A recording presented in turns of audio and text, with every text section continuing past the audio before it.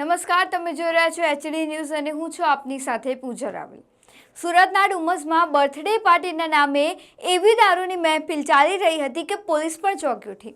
મોડી રાત્રે ફાર્મ હાઉસમાં યુવક યુવતીઓ દારૂની મોજ માણી રહ્યા હતા ત્યારે અચાનક પોલીસ ત્રાટકી હતી। દરોડામાં 8 યુવતીઓ અને 14 યુવકો સહિત કુલ 22 લોકો રંગે હાથ ઝડપાયા હતા। સૌથી ચોંકાવનારી વાત તો એ હતી કે દારૂ પીવા માટે અહીં લૂડો, સાપસીડી અને પત્તાની ગેમ્સ રમાડવામાં આવતી હતી। કોણ કેટલું દારૂ પીશે તે પણ પાસા અને ગેમના નિયમોથી નક્કી થતું હતું।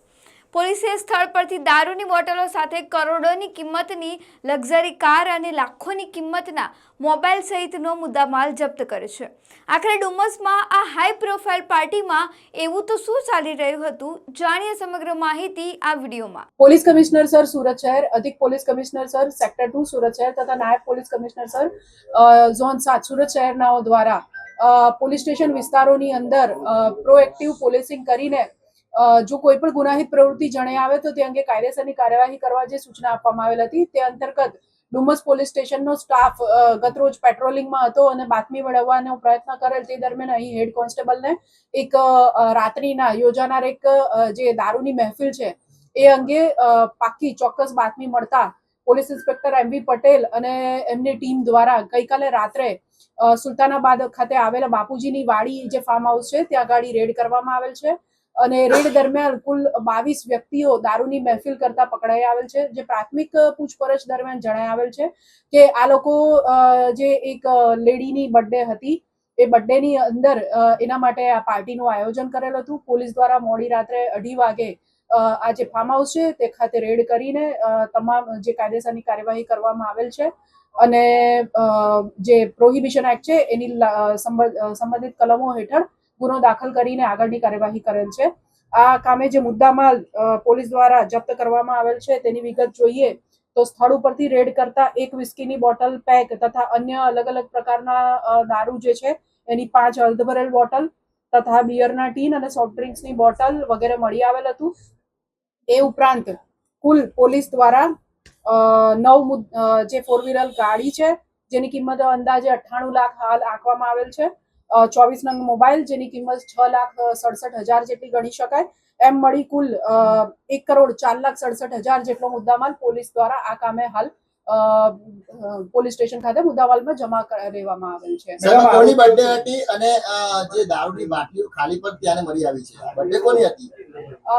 રિદ્ધિ જરીવાલા કરીને એક જે મહિલા છે તેઓની બર્થડે હતી અને તેઓની બર્થડેના કામે એમને જે મિત્ર મંડળ છે સુરત શહેરના અલગ અલગ વિસ્તાર જેમ કે અલથાણ, વેસુ, પાલ એવા અલગ અલગ વિસ્તારો અને બીજા પણ વિસ્તારોમાંથી એમનો મિત્ર મંડળ ભેગું થઈને અહીંયા એ લોકો રાતના પાર્ટી બર્થડે નિમિત્તે કરી રહેલા હતા। પાર્ટી કરનાર લોકો કુલ 22 છે।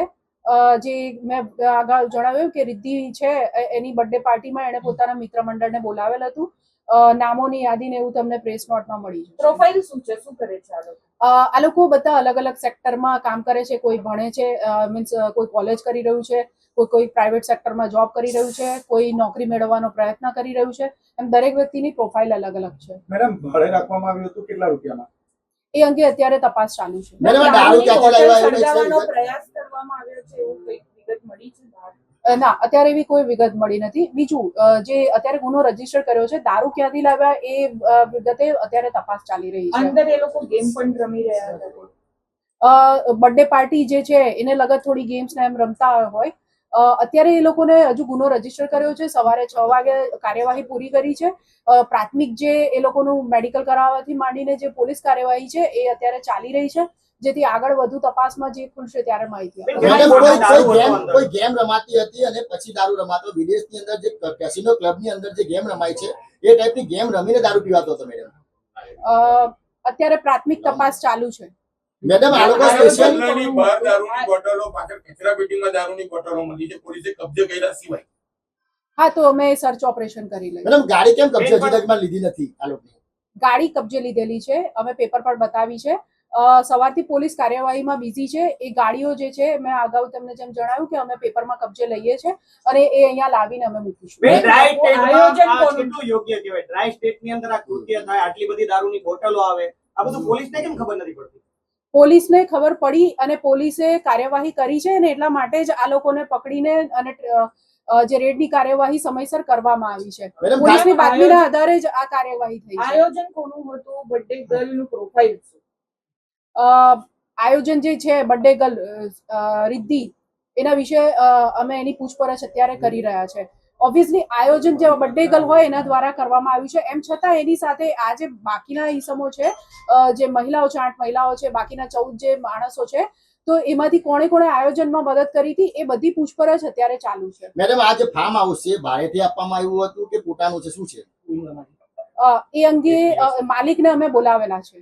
ફાર્મ હાઉસ ભાડેથી આપવામાં આવ્યું હતું દારૂ માટે?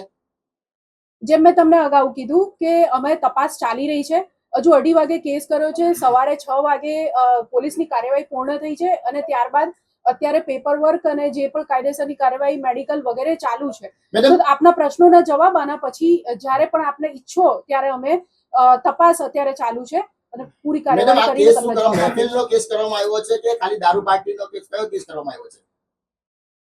દારૂની મહેફિલનો કેસ મેં અગાઉ તમને જણાવ્યું. આપના રિપીટ ક્વેશ્ચન આવી રહ્યા છે કે ગુજરાત જે પ્રોહિબિશન એક્ટ છે એને સંબંધિત જે કલમો છે એ હેઠળ ગુનો દાખલ કરવામાં આવ્યો છે. હાલ પોલીસે ઝડપાયેલા તમામ 22 યુવક યુવતીઓની મેડિકલ તપાસ કરાવી કાયદેસરની કાર્યવાહી હાથ ધરી છે.